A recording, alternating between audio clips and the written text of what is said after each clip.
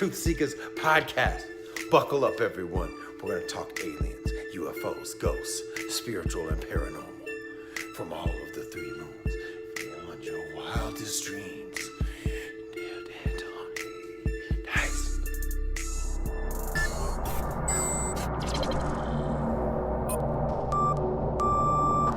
TruthSeekah and or its affiliates are not responsible for any strange phenomena that may occur during or after listening to this podcast, which may include the following: heightened senses of awareness, psychic abilities, UFO sightings, alien contact, time loss, out-of-body experiences, ringing in the ears, ESP, lucid dreaming, increased synchronicities, astral projection, telepathy, stronger intuition, levitation, miraculous healings, and or remote viewing.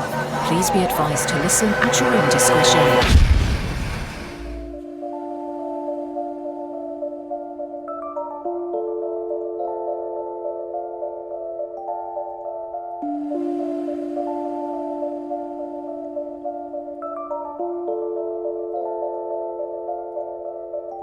Won't you come and take me away? I just wanna be with you. Won't you come and take me away? To a place to walk on troubled seas, faith to stand when I don't believe.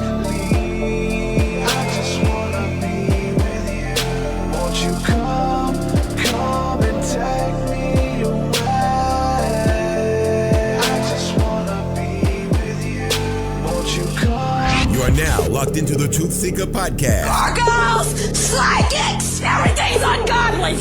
Dark savage. Streaming live at TruthSeekah.com. She's not a Christian.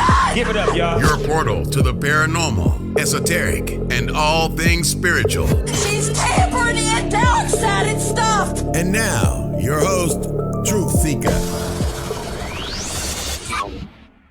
Hey, what's up, ladies and gentlemen? I'm your host, TruthSeekah. This is the TruthSeekah podcast. Always excited, always delighted to be with you guys again for another amazing episode. We're going to talk all things spiritual. We're going to get it in. This is what we do. Shout out to everybody listening live on all the YouTube, Facebook, Periscope, Twitch, all those cool video apps, wherever you are. Say hello. Let me know in the comments where you're listening at too. Shout out to you guys. Thanks everybody for all the support. Everybody who is helping bring this vision to the table, bring this thing to life. You guys are co-creators. As always, this is a listener-supported, listener-funded show, and you guys really believe in it. So thank you for helping me bring this to the masses and continue to do these episodes week after week. You guys rock. Thanks so much. So I'm going to give a shout out to some of the latest patrons within the last week or so. Got a lot of new people. Shout out to, let's see here. Go to the bottom of the list. Shout out to TP. Thank you for coming on. Ishel, Liam, thank you for coming on. Mystic 333, shout out to you. Shout out to D Gordon, Alex, and Mikael. Thank you guys for believing in the work and partnering with me. If you'd like to support, go to patreon.com/TruthSeekah. There you get access to my entire discography of music, which is 200 plus songs. All the new music that I'm bringing to the table as well is available there months before it's available to the general public. You get access to our Thursday night School of the Mystics, which is the community aspect to what we're building here. If you're looking for like-minded people and a safe space and community to share ideas with and grow spiritually, definitely check it out. Every Thursday night, 7 p.m. Central, we do the School of the Mystic. So you get all of that by becoming a patron and so much more. Check it out, patreon.com/TruthSeekah. And if you've not got my new book yet, Spirit Realm, Angels, Demons, Spirits, and the Sovereignty of God, forward by Jordan Maxwell, make sure you get your copy of that at TruthSeekah.com. Without further ado, we're going to go ahead and jump into today's conversation. My guest today is Dr. Rita Louise, my friend. Welcome to the podcast. How are you? Thanks for having me. I am so looking forward to this because you bring just a really interesting angle of like science and spirituality to the table. And so I think we're going to have a great conversation. Can't have one without the other. That's right. I think they complement each other in a lot of people think they fight against each other. They try to disprove, and one is greater than the other. But I think that there's a balance, and they really do work to complement each other. The science of spirituality, if you will. Exactly. You know, and I think one supports the other one. But I think bottom line for anything is just really having an open mind and just taking in that information and kind of having it go through your own personal filters and coming out with your truth, you know, because my truth might not be your truth or the other listener's truth, but it resonates with me, and that's what I have to own, and that's what I have to share. That's what matters. And I think if we're open and honest about that, whatever that is, whatever that looks like, then we're helping ourselves, right? But we're helping others too. Of just being open and honest about what's working. Okay, this is, like you said, my truth. This works for me. I've tried that. It didn't work. Again, that's my story. It may work for you, but this is my truth, and this is what's working. So you know, I've interviewed hundreds of people over the years, and enough people are just sharing what's working, and people are applying this stuff to their lives, and they're seeing results. So I'm a champion for that. I love it, and we're going to keep doing it. Your book, you got a bunch that you do that I want to talk about, a lot of different stuff, but definitely want to dive into the book first thing. The book is the dance between the empath and the narcissist. Is that did I butcher the name? Well, it's the dysfunctional dance. Dysfunctional dance. And yeah, you got to get that dysfunctional in there. So yeah, I want to talk about the book, and I got your email over and looked at your work and everything in the book, and I think a good place to start, I want to start there, but maybe kind of give a background about those two words there for people who are listening who have no idea what an empath or a narcissist is. Maybe unpack those a little bit, and we'll get into the book. Okay, so an empath is someone that is open to receiving information and energy from around the world. They tend to be very sensitive. They can feel your feelings. You know, I like to joke around, you know, they're the people that go into the mall and can last about 10 minutes before they're overwhelmed. And it's like, got to go and want to leave. And so, you know, there are a lot of people that are empathic. You know, you can take that word and take it to the next level, because I think that people that are empathic also have psychic abilities, because clairsentience is a psychic ability, even though I don't really get into that part in the book because I didn't want it to get too woo-woo and metaphysical on people. And, you know, and so they tend to be the helper people. They tend to be the doctors, the nurses, the people that you meet at a store or you meet somewhere and you find that people will just unload their troubles to you, you know, and, you know, and they tend to be psychic sponges. And so they can be in a situation and they feel other people's feelings, but don't necessarily recognize that what they're feeling is not theirs. So they might be like, I'm all happy, you know, we're hanging out. And then someone with like bad mojo energy comes in and they change and they start feeling bad. And they think, well, what's going on with me? And they, you know, don't recognize, or they don't, you know, I mean, it's just a knowledge thing. They don't realize that, you know, bad mojo energy guy that just came in the room just put a downer in your space. And so it's not that you're in a bad mood. It's because you're feeling that person's bad mood and you are reflecting it in your body. And so that's what empaths do. You know, one of the things that, and we need to kind of talk about the dysfunctional part, but we'll save that for a little later. You know, and people that are narcissists, you know, they are the people that are, you know, the look at me, you know, look how great I am kind of people. Yeah. And that's an extrovert. I can't even think of that word now. Extrovert narcissists, you know, the ones that always want to be the center of attention. And I think most people can recognize those individuals. Kanye West. You know, Kanye West. Yeah. But there's also a different type. There's what's called a covert narcissist. And they tend to be the people that, you know, walk around and they're on their pity potty all the time. And, you know, but bottom line, narcissists, it's like they don't want to take responsibility for anything they do. They want to point the finger and blame everybody for all of their problems. And ultimately, and I'm sure on your show you've talked about, they're the ultimate energy vampires. And so they're the people that just kind of like suck themselves to you. Like if you have good energy, they just kind of attach themselves to you and try to get your favor. One of the things about like people that are true narcissists, because narcissism is actually a psychological diagnosis. So you can be a narcissist, you could be a psychopath, you can have borderline personality. And so those are psychological diagnoses. But you can also have a lot of people that aren't clinically narcissists still have a lot of those traits within themselves. And so, they're just really out for themselves, and they see the world through their eyes and through their lenses of, well, what about me? Have you, I just watched this the other day and it was the first thing that came to my mind. It was a Netflix special called Mucho Mucho Amor, which is the life of fashion icon and astrologer Walter Mercado. Have you seen that yet?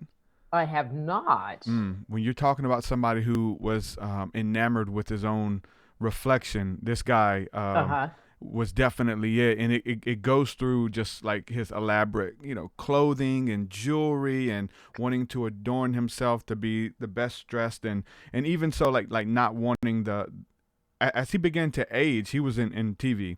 And so as he began to age, he was just kind of always getting plastic surgery done and stuff like that. But you could see like that's that spirit of narcissism, if you will, where they're just so enamored with their own reflection, and that's the story of what is it, the Greek god or Greek story of was it Echo and Narcissus? Was Narcissist, yeah. Yeah, where he was pretty much enamored with his own beauty, and there's a lot of people walking in that. That was an interesting documentary if you get a chance to watch it out. But I'm gonna have to check that out.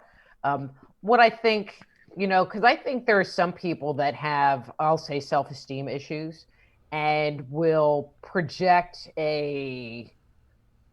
I'm better than you and I'm great, but they're not necessarily narcissists. Okay, not a very big percent, but there are people that are that way. Where it really kind of crosses the line is it's all about them. And so if you sit there and say, well, your hair is a little messed up, it's like, they'll have a meltdown and be really just upset about what's going on. Or if you don't adore them and think that they are wonderful, then they'll eliminate you from their lives, because all they want is people that are going to feed them energy and not anybody who is going to require any energy. So if you're not feeding them, if you're not letting them know how good they are, how great they are, or you aren't servicing them in some way, for example, if you're in a relationship with them, taking care of all the household responsibilities, taking care of their kids, just giving your energy to them. If you're not doing that, they will just get rid of you and X you out of their lives. Yeah, and that's the two differences, like what you're saying there, with the extreme, extroverted, this documentary where this guy's got all the jewelries and makeup and all that stuff. But the other hand, it works in different ways. It's not just your reflection. I guess it is your reflection, but it's the inward reflection versus the outward reflection as well. It can serve both purposes. And I know those people who just for an example, go to a job site and they don't know how to do the job, but they act like they do. And they're going to do it better than you, and they have no idea what they're doing, but they would never admit to it because it would seem like they didn't know how to do something, or you had you had a one up on them in that area. So that's a sense of it as well, one of right? their big one of their big characteristics is they'll one up. They'll, on anything you say, it's like, like that TV series, name that tune. Well, I can name that tune with 3 notes. They're always bigger and better. And let's say you and I are having a conversation, and let's say I'm the narcissist, and you start talking about some third party, like you just interviewed somebody, it was a great interview and blah, blah, blah. And I would be like, then I would just start talking bad about them, about the person you interviewed, because I have to be better and I have to be more important than them. And I think, when people start hearing this, they're like, I knew somebody like that, or I've known a lot of people like that. And one of the real big points about the book is that many times people that are empathic end up finding themselves in relationships with narcissists. And so, if people listening, if you find that you're an empath, you might be hearing what I'm talking about, the narcissist, and go, oh man, that's like half my friends. Yeah. It's so strange because I'm in the religious community, right? I have a lot of people and that's there. There's so much tearing down, but it's always coupled with, don't listen to them, listen to us. Don't listen to them. They did this, they did that, they believed it. Did you know they believe this? And it's always tearing them down, so it makes me, look better. Follow me. I've got something better for you. I don't charge. I do this. Our teachings haven't been tampered with. And, in the different religious communities, even in the mystical realms too, a lot of that goes on, and I can see it. It sticks out to me like a sore thumb. As an empath, I can tell, Well, I mean, back in the day when there were a lot of trade shows, Whole Life Expo, New Life Expo, I was a regular on those circuits, and you could tell the real people. The people that were there vending and doing their stuff, you could tell the real people from the fake people. And it was just like, I'll just kind of walk around your booth because I just don't even want to deal with that energy. Well, that's it. I'm going to stop you there because what you say is what I say a lot. You said, you can tell. That's not the truth. We can tell. Me and you can tell, and other people who are a little bit more, who can see through it. But a lot of people are enamored with it. They can't tell. Like, they can't tell that these people are fake or these people just want your money. They can't tell. But some of the stronger empaths can, because you can pick up on, hold on, something's off with their energy. What they're saying and their energy doesn't really line. So for me, and the reason I said that is because I would project, I would tell that to people. Yeah, you can tell. You can usually feel. And they can't. Just because I can or we can, Well, I think that there are some people, all right, so there's some different things going on, so when you talk about relationships, whether they're, personal relationships, romantic relationships, and let's use your example, in a metaphysical, like church, teacher, student, I like that idea, sometimes there's stuff going on inside of us and we need something from them. We need their attention. We need their enthusiasm because we're hurt on the inside. And so we're drawn to them because we perceive them as being this light. Yeah. I have a friend who was in a relationship with someone who followed this guru person. It was actually a person that channeled. And I just kind of looked at the energy of the person and I'm like, it's a freaking cult, but some people just need to have that feeling of connection. It really doesn't matter if there's really truth, because it's satisfying a different need inside of them. For me, I just am kind of like, you're not passing my smell test, so gotta go. I'm the same way. I just gotta listen to the person talk, and you can hear how they say certain words, and you learn how to read people, read auras, read characters, those kind of, all of that kind of plays together. But not everybody can do that, and for me, it's I think I'm pretty good at it, but not everybody can, and we gotta make sure we let people know, again, to I'm saying, your truth is your truth. If you're following a channeling cult, whether you have one, it revolves around one person and that leader, and you can't question what they say, and if you do, you're put out. You're kind of in a cult. So I think giving those keys and stuff for people to kind of do their own research, and then at the end of the day, it's a definitely an I told you so, but some people got to learn on their own. And then afterwards, then they'll be able to read because, okay, I dealt with a real life cult reader, a leader. I know how they, or reader. I know how they act. I know how they talk. I know how they groom you, those kind of things. Some people have to learn for themselves, I guess. Well, and I think when we talk about things like empaths and narcissists, you know, we know the word, but we don't really know it. And I like to say on a body level, you know, we don't know what that experience feels like because no one's ever said when this happens, this is what it is. So I'll give an example because one of the things that I teach is psychic development. And, you know, so I give these presentations and I talk about the different psychic abilities. And so I'll ask the room, it's like, well, have you ever walked into a room and felt the vibes in a room? You know, and pretty much every hand gets raised, you know, to that comment. And it's like, well, when that happens, you're having a psychic experience, you know, and it's called clairsentience. And I explain, you know, what's going on. But I think there's a disconnect between what we know, either intellectually or physiologically, you know, and what's going on. And so they might feel that discomfort in interacting with that person, but there's not the connection. Like if you feel that bad mojo, you should listen to it because it's probably bad.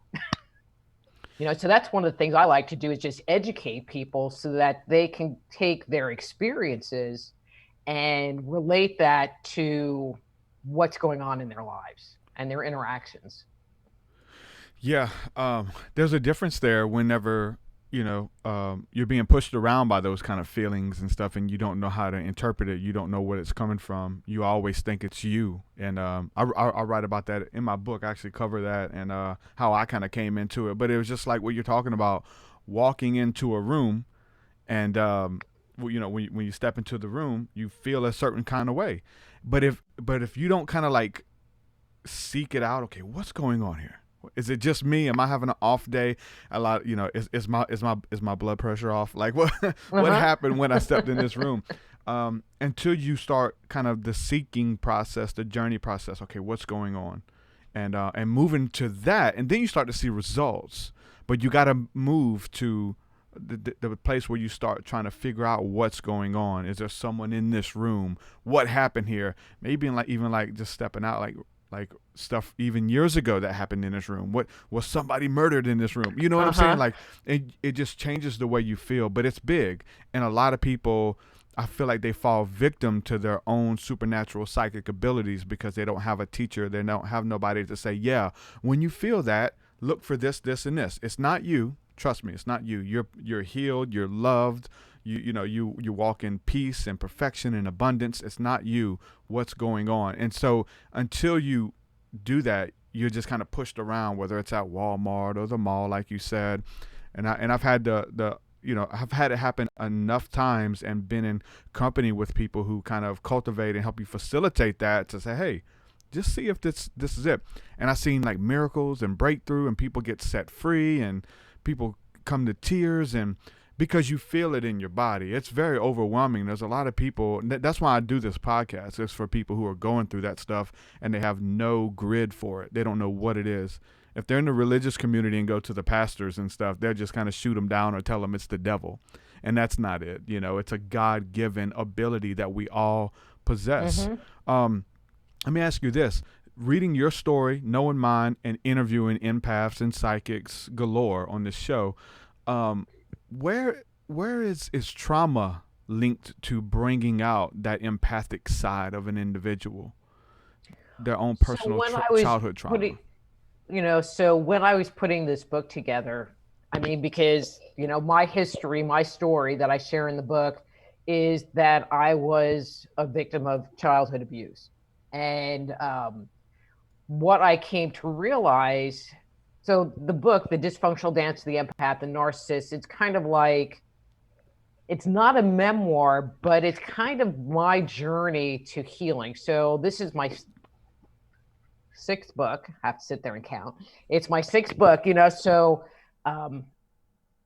I like to inform and educate people. So that's kind of my thing. But as I was doing my research for me, Spirit was like, well, you need to write this book. And so I was just like taking my learnings and putting it together, and it became this book.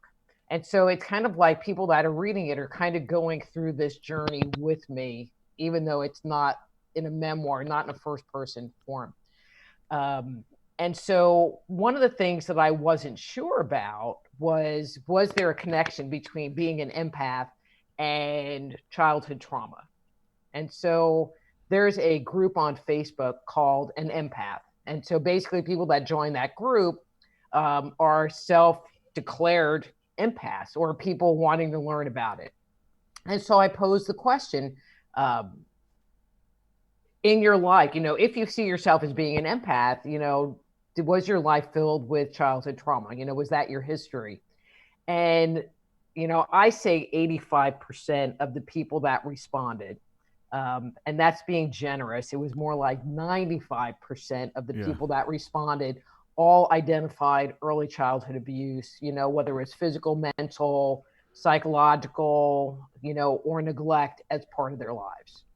So this was my feeling about it, and it still is my feeling about it, is that if you're in a dysfunctional family, so let's say dad's an alcoholic, and so you're at home and you're playing with your toys and you hear the door open and dad's coming in, but it's 9:00 at night. So, dad is probably drunk, and so all of your little like tendons, like your little cat whiskers are like, bing, and you're checking the vibe in the air, and you can feel, is dad in a good mood or is dad in a bad mood?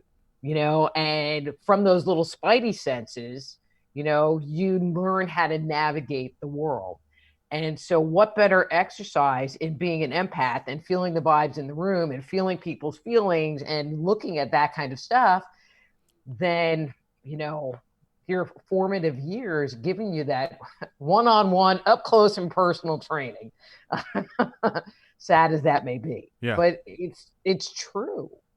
Yeah, that's good because, being able to read people, and so it's like a lot of times it's like, I question myself, am I judging just their appearance, or like I can judge the way they talk, the way they move. Like there's a persona that comes with the drunk dad.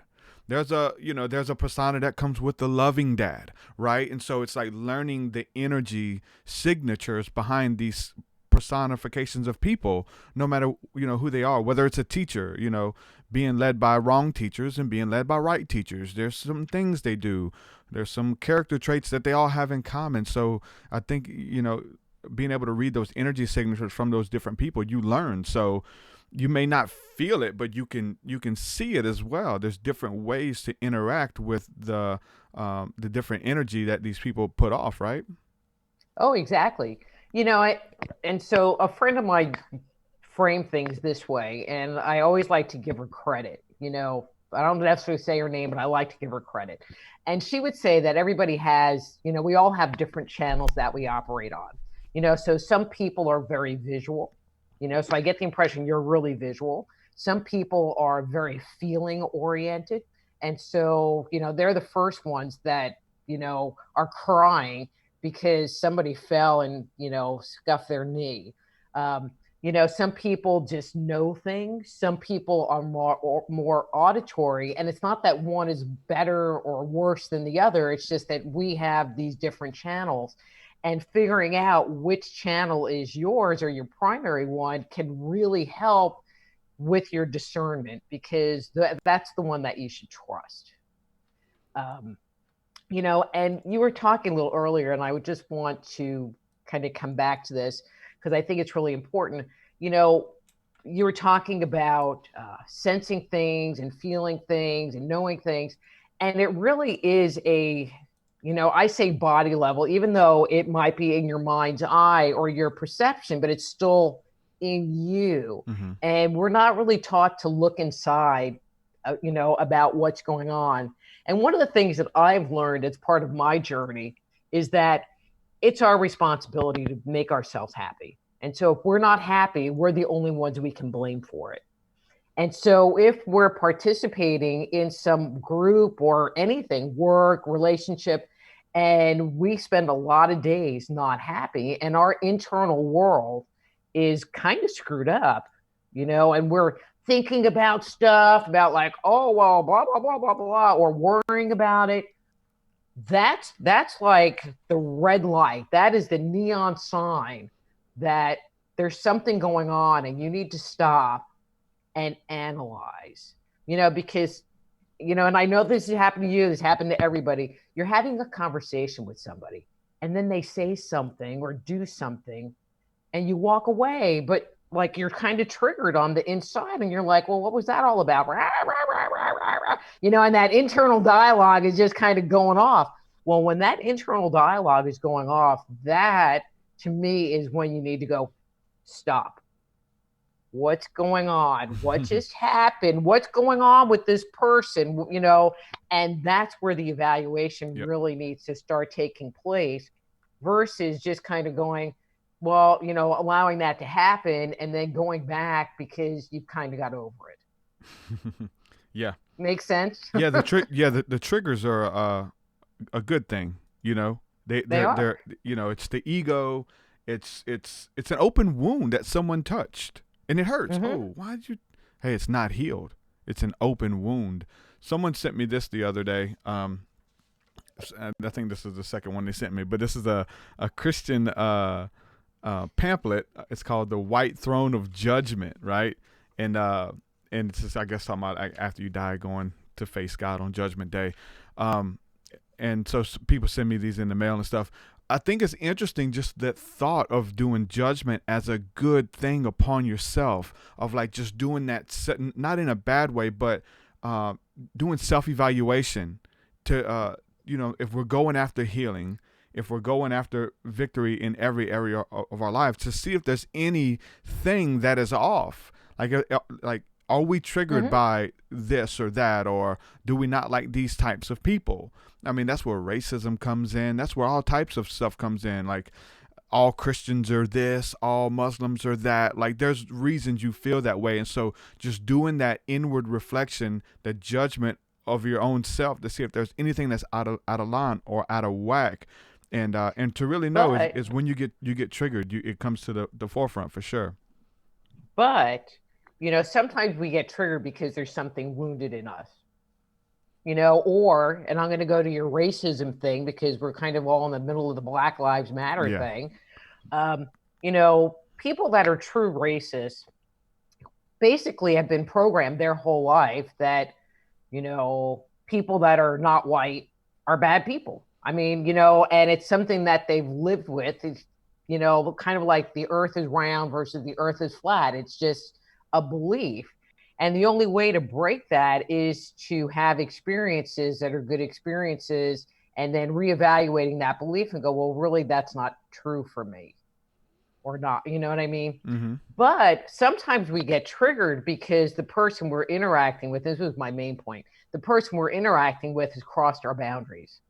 We might go into a situation and the person might be just a little too affectionate or get a little too close, but it's somebody that we look up to and respect. And so we're like, and we might leave and have that stuff going on. Our inner world might be upset because we really don't know what to do with it. So it's not necessarily that always that our wounds are being touched and we're being triggered that way, but they might cross our boundaries and they might violate what we see as being right and correct for our truth. And both of those things can create that disturbance in the force and need to be kind of looked at the, it's like, well, no, he was just kind of creepy. Yeah. It's you definitely got to step into discernment with it again. Just exactly. Just pretty much putting everything on the table. Because again, if you're right, or if you have a right to feel a certain type of way, if you have a right to feel offended, exactly. I feel like we all do for certain things, but that offense can set in, and then But it gets bigger. You know, you got to deal with it early because you never want it to really set in. Even if somebody wronged you, like that's your enemy and you're going to work to like, you know, defame their name or whatever the case is. There's so many different routes and stuff that you can take because you're triggered, or you can just work through it or whatever. So there is so much that we can go through there. And I guess it's different for every situation, you know, and just to say like again, that it's something that I'm triggered by, or I'm offended, or you didn't agree with me or whatever, because I still deal with that. But I know it's a thing, and it's a good thing that I know it, because a lot of people don't know it's a thing, right? They don't know that, you know, my heart is starting to speed up and my blood's starting to boil because I'm offended, or this person has, you know, wrote an article on me or something that hasn't even talked to me, or screenshotted conversations and put them all over the internet. Whatever it is, you feel triggered, but then again, it's because it's coming against your ego and stuff like that. So I guess we have to evaluate and discern every situation, though. Mm-hmm. Very much so. You know, one of the things that I talk about a lot in the book, The Dysfunctional Dance of the Empath and Narcissist, is the fact that people that are empaths, okay, so I talked about, we were going to talk about the dysfunction part a little bit. You know, so if you grew up in a toxic household and you ended up, all right, so empaths and narcissists traditionally grew up in toxic households. Okay, so they share that in common, and it's just really how they reacted to the trauma. They created a false face and became a narcissist, or they became, you know, an empath. But many times people that grow up in that situation end up becoming what's called a people pleaser. I mean, from a very scientific term, it's called subjugation, which I hate that word because, but it really is kind of true. And so growing up, they don't learn how to say no. Yeah. They don't learn how to say, wow, you just violated my boundary, you know? And so what happens, especially in that dynamic with the narcissist, is that the narcissist might say or do some not really good things. And the person that's the empath, with the dysfunction of being a people pleaser because they have no boundaries, just accept it. And they're like, well, it'll change, or, you know, I love them. And they make excuses instead of going, wait a minute, you like totally violated my boundary. Mm-hmm. And saying, gotta go. Yeah, I definitely struggle with a little bit of that from time to time. I think there's a way just to identify it. I don't know that it will all go away, but just I think the healthy part is just identifying it. Like, oh, there's it. I'm not going to do it. You know, whether it's people pleasing or whether it's burning bridges. Oh, I found myself about to burn a bridge. I'm not going to do it. I might need that bridge later. So, but if I send you this message, if I lash out on you, this bridge is through. It's destroyed. Those kind of things. So even just to be able to identify these different character flaws, I would call them, in our lives. Not that they'll always go away, but I feel like we get to choose, like, if we're going to go down that path or we're going to do this, and that's part of our free will, and just use it, you know, for our good, and not use those character flaws to destroy the things that we've been building, the life that we've created for ourselves or whatever. But see, I don't even like character flaw, you know, because it's just a kind of funky part of you. You know what I mean? But it is part of you. Yeah. You know, so it's just like, okay, I'm not totally digging that. You know, but I think with anything, it's all about the process, you know, because if you think about it, if you went back, and I don't know how old you are, so let's just say 15 years, you know, it's like, I think the person you probably were was not as good with boundaries, was not as good with seeing things with illumination. You know, and so it's the process, you know, and as I say, life is a journey. And I think people that are open to looking at themselves and looking at the parts that they don't think are that great are the ones that are going to actually have the journey and get to watch themselves grow and evolve and change, you know, as their life goes, versus becoming a couch potato and doing nothing. And not really having a life and being somebody that just follows along because they're not motivated or interested in something deeper than what's being presented to them. Yep. You know. Yeah. Is this do you file all this under part of the medical intuitive category? Is that kind of what this is? Because I don't know if I've really heard that term a lot. The medical intuitive. What's different than just being a intuitive empath or something like that? Is it the same thing and the wording's different, or is there something specific with that? So, in my opinion, there's really not a lot of difference. It just sounds a lot better. It sounds a lot more professional. Yeah. So, I mean, so this is part of my story. So I went to the Berkeley Psychic Institute and studied with them. And, I just wanted to be Rita the psychic chick. And I would talk to you about your relationships and, whatever, and I just want to like have fun. But one of the things that I found personally was that when I was working with people, I was always finding their health problems, in addition to their funky relationships, but I'd find health issues. And what people wanted to know was, well, what could they do about it? So I had decided to go back to school and got a degree as a naturopath and then got a PhD in natural health counseling, so I could help people with that. And so around the same time, Carolyn Mace came out with the term medical intuitive, and it just stuck. And so to me, a medical intuitive is a person who is psychic, who talks to you about your health concerns. From a very traditional perspective, it really is diagnostic. Okay, so you go to the hospital, they do a CAT scan, and they identify what's going on.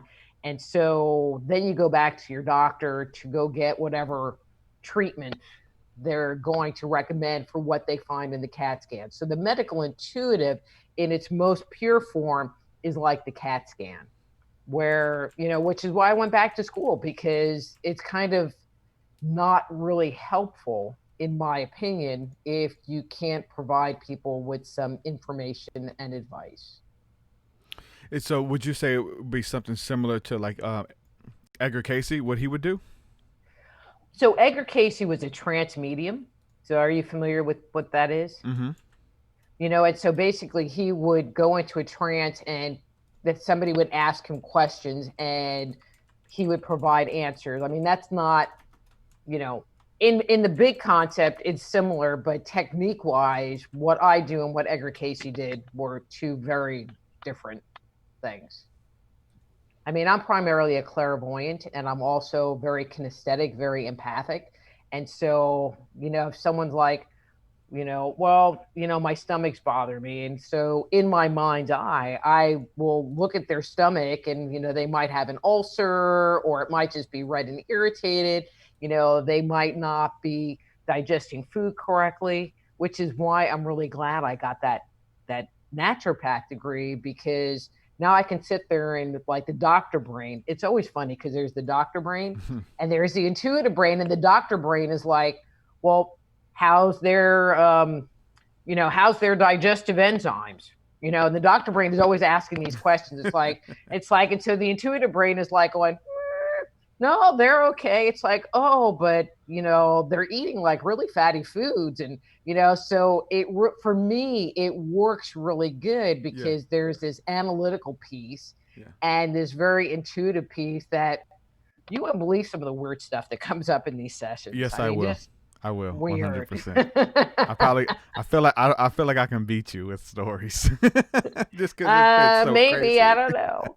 Well, one day we'll have to sit down and compare. How's that? Yeah. I'm looking for like people like, hey man, are you getting these messages too? Like I am, from people. But yeah, I mean, I think the reason I asked you about the Edgar Casey thing was I know he definitely got the medical diagnosis for people. Like he would go into trance to get them, but it usually wasn't about demons or spirits or the future or whatever. It's something about what was ailing them in their physical bodies. Mm-hmm. You get a lot of that. But it's all really about the question that you ask. So if you're not asking, is there a spirit that's creating some of this, or an alien creating some of this, then you're not really going to get that. Been there, done that. Yeah. Yeah, it's Yeah, I've gets had like interesting all for sure. kinds of weird stuff. I mean, the only thing that I really won't get into with my clients is addressing if it's a past life issue. I mean, because I'll look and go, okay, so, all right, so to me, when someone's manifesting something on the physical level, it means that there is some kind of discordant belief or emotion that's trapped in their body, like a little corn that has festered enough to break through into the physical body. And so, so I'll talk about, well, you got this ulcer thing going on, and here's some supplements for it. But, the ulcer came from somewhere. And so I always get into the whole emotional piece and what the belief is that they're hanging on to. And, but sometimes I'll sit there and I'll go, because I'll timeline and go, okay. And so the nugget of this whole thing came in, and it's like, you were about 35 years old. It's like, oh, yeah, that's when I got divorced. There's always, they always got it, but sometimes I'll timeline it back and I'm not finding anything. And so those are the only people that I'll say, I think this is a past life issue. And I leave it there because technically I was trained as a hypnotherapist, but I don't do it. But send them to someone that does past life regression so that they can go back to address it, because I don't want to contaminate it. I don't want to say, oh, well, you had this lifetime doing this, and then they get stuck on it. It's like, But I would say in the years that I've been doing this work, and I've been doing it a long time, I would say that I probably had 5 or 6 people that it was a past life thing. But see, it's not even past life things anymore. Now it's entities. I lost my job. It was an entity. I sprained my ankle. It was an entity. And it's just like, The entity was you didn't show self-control not to cuss your boss out when he got onto you and you cussed him out, or you tore something up, That was the thing with me too, because I did a lot of psychic readings and stuff. Well, I didn't do psychic readings. I actually answered the phones for a psychic show that an old friend of mine had. And they would ask me to pray. They'd have me on there to pray for the people and say a blessing over them. And she would give them psychic readings. And they would ask me about their future and stuff. And it's usually like, what do you want? Like, do you see this happening? I'm like, do you want it to happen? Like, there's ways to manifest it. There's ways to position yourself to receive that in your life. If it's a spouse, if it's more money, whatever it is, if it's peace, whatever, like you can position yourself now. There's things that you have to do. Me, forecasting it in the future, if I see it, it doesn't mean anything. The goal is to get you to see it. My goal is to get you to see it, to know that you can manifest it and bring it into your now reality. It is in the future. All those timelines exist. You pick today which one that you want to manifest. And so that was a big thing there versus like whether it's the psychic thing or the past life things. For a lot of people, it's like they really have no say in it. They aren't the creators of their own reality. They're just kind of like pushed around. Well, when I was a kid, this happened, or if that's the case, we can deal with it. But when it push it back, 3 lifetimes ago, I was, and those are some of the weird messages that I've gotten over the years, where like people reaching out to me claiming to be gods reincarnated from Egypt. They claim to be my wife reincarnated from another lifetime who's come back to find me, and a lady says she's my mother.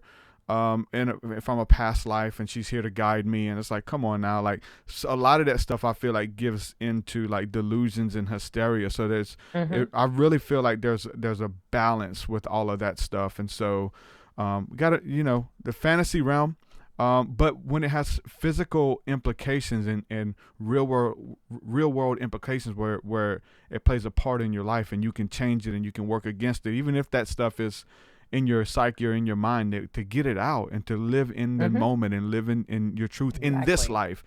Damn the past life. It's over. You lived it today. Well, and that's what I tell them. They're like, well, but it might be a past life thing. And I'm like, well, but I'm seeing this and I'm seeing this and I'm seeing this and I'm seeing this. I'm like, you got enough stuff you need to fix from this life that you don't even need to worry about that past life. Today. Yeah. It's like when you get all this cleared, and if it's still not gone, then we can like talk about past lives. But I think some people use the past life thing, or they use, I mean, I do entity release work. I wrote a book about ghosts, and half the book is about attached entities. And, I've made videos about entities. And yeah, so I get a lot of emails about doing entity release work. I don't know why. And, and so it used to be people wanted to blame past lives on all their problems. Yeah. Oh, well, I must have been a past life. And now they just want to blame it on entities.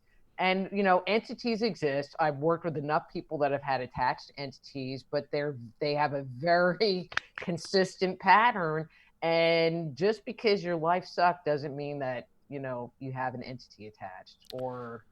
Yeah. And if you do, what I found is like, again, changing your patterns and those entities leave. They don't just like, I'm into prayer, rebuking, fasting, like all that kind of stuff. And I do believe in that with the entities and spirits and stuff.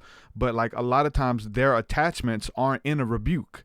Like they're here because you're doing this. You got to stop doing that. And that entity has no more house to live in once you dry that up, that whether it's alcoholism, but then getting to the roots of that, which is trauma, the reason that you are drinking or the reason that you are promiscuous or whatever it is, there's a reason. You got to get to the roots of that stuff, and then it cuts down that whole family tree or whatever they're hiding behind those different entities or addictions or thought patterns or whatever you want to call them. They have many names. Well, I mean, entities are the narcissists of the spirit world, and I'm serious, so they're invisible energy vampires that like being parasitic on people. And what you said was exactly spot on. They attach to people that have a deficiency or a self-worth issue in some aspect of their being, and so if you think that, I'm stupid, like you were constantly told I'm stupid. So your internal belief system is I'm stupid. And now you have an interaction with someone that makes you feel stupid. Well, now your energy goes, because now you're triggered, all bets are off. And that just makes a breeding ground for an entity. And usually it's one, sometimes an entity can like bring in the band, but usually it's one. And, but once you sit there and kind of break through or work through the, screw them, I'm not dumb, and your energy pops back up, your auric field, becomes whole again, they move out of your space. But if you're constantly triggered, they're going to bother you all the time. But the only way to get rid of it is to get rid of the trigger. Yeah. Are you familiar with the Bible verse that talks about like when Jesus talks about casting out demons, how like they go around to dry places and they go get 7 other spirits stronger than themselves to come back to that person? But if they find the house clean, then they can't come back, because again, like you said, the house is the mind, it's the auric field. It's like, okay, I was stupid, now I'm smart. Now I was an accident. Now I have purpose. Whatever that lie was that it entered in through, as long as you fill it, right, with the positive affirmations and who you truly are and your destiny and who you're truly created to be. So yeah, it's that the idea that it'll leave, but it gets 7 stronger to come back. If your house isn't swept and clean, then this says the state of that person is worse off than before. So that's the big thing about like doing spiritual work and casting off spirits, entities, demons. You got to make sure that the person really wants to do the inner work versus like, hey, let's try it and then put them in a worse off situation than they were before. I think that if they really want to walk in freedom, if they really want to be healed, then they can. And there's nothing that can stop that. But it's really making sure that they want it, and I think that's what like doing like one-on-one sessions with people and things like that. It really shows that people really want it versus just a random passerby, Well, and a lot of times, there's this belief, and I think this belief is tied to any kind of energy work process, is that the person comes for one session and they're healed. And I'm like, I can sit there and whack you on the forehead and go, you're healed. But, I don't think that's really going to work. And they don't understand that, it's a process. It's not like going to the doctor and getting a magic pill. And so dealing with an entity attachment is the same as doing psychotherapy. It's the same as doing energy work. It's a process of unwinding why it's attached to you in the first place and getting rid of it.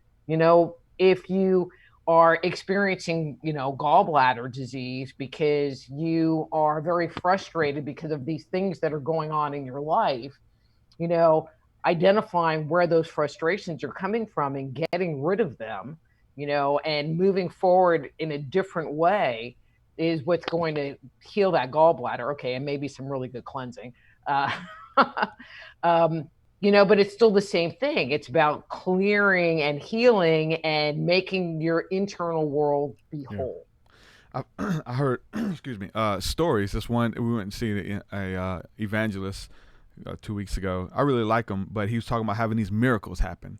And he's like having miracles where people's waistlines were shrinking, they're losing weight, like miraculously their, pants were getting larger because they were getting skinnier in this presence. And so like, that's cool. But again, going back to what you're saying, if you don't stop that bad eating habits of eating fast food for breakfast, lunch, and dinner and getting snacks in between, then you're just going to be right back in that same situation.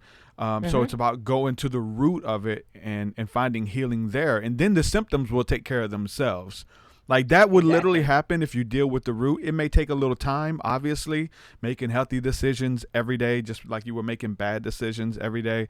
And so you'll step into the manifestation of that healing or whatever you want to call it. But just you have to go to the root of it.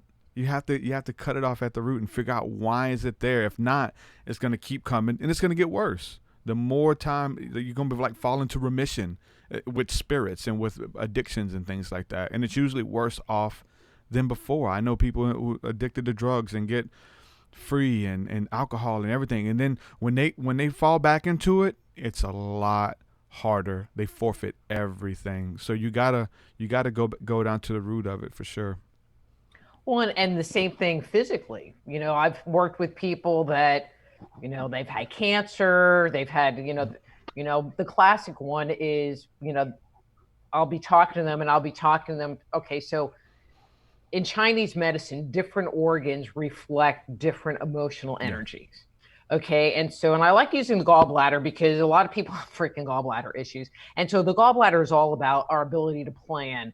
And so if we're a planner, like if we're like, oh, I got a list and here's my plan and blah, blah, blah, but then you don't get to execute the plan, it creates frustration. And so my analogy is it's like every little gallstone is a plan that's been foiled. Because what do you do with that energy? It makes a gallstone. Now, whether that's a reality or not, I don't know, but I like that connection. And so I'll talk to people because, there's something going on and I'm like, wow, you got this gallbladder energy going on and blah, blah, blah, blah, blah. Oh, I had it removed. And they think, oh, well, I had it removed or I take this medication is going to fix it. And I'm like, well, just because you got it removed doesn't mean that it's that energy still not in you, and I'm like, and it's just a matter of time before it moves somewhere else and manifests in somewhere else. I had one client who had the cancer removed. And she was like, well, is it going to come back? And I just looked at her and I said, I don't even like saying this. I said, but what